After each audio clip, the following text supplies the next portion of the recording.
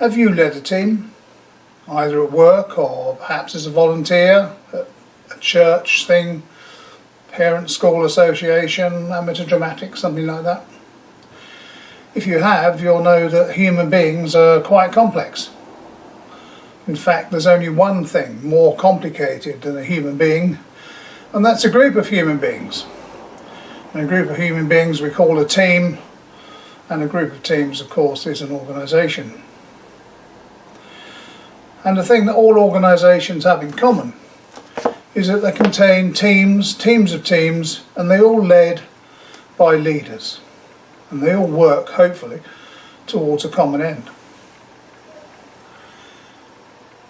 In this short seminar, I'm going to lay out some ground rules for my thoughts. I'm going to give you an example of some research that has been done. And I'm going to tell you how applying that research in real life affected the life of one human being. And then I'll give you something you can do in your next working day that won't cost you any money and will just take a little bit of time. And finally, I'll end on a little promotion for my e-coaching package, which will help you know what to do next. So why do people work, do you think? What is it they work for? Money is the usual reply, and you're absolutely right, and certainly my supervisor training all those years ago told me exactly the same thing.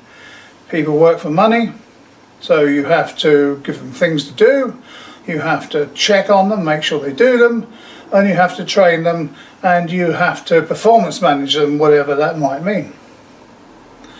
And of course, when you do that, that's what's called a human resource, a unit of labour. And I can tell you here and now that people, human beings, hate being described as a human resource, something to be bought and sold, used, and then thrown away.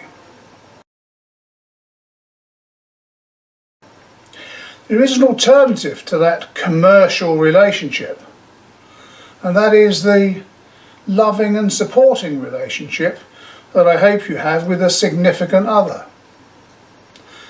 And is that relationship a commercial one?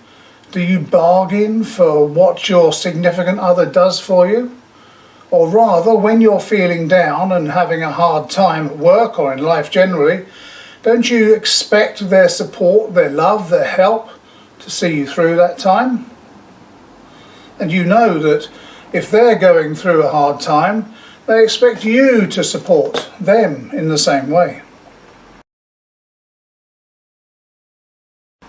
And that's the loving partnership, the love and support that they expect.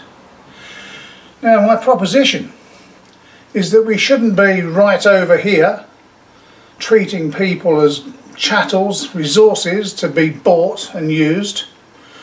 And in all fairness, we shouldn't be right over here regarding everybody as a life partner. There's probably too much love and support going on at work already. But we should be not halfway even, but certainly nearer the love and support. Human beings respond extremely well to somebody caring about them and treating them like human beings.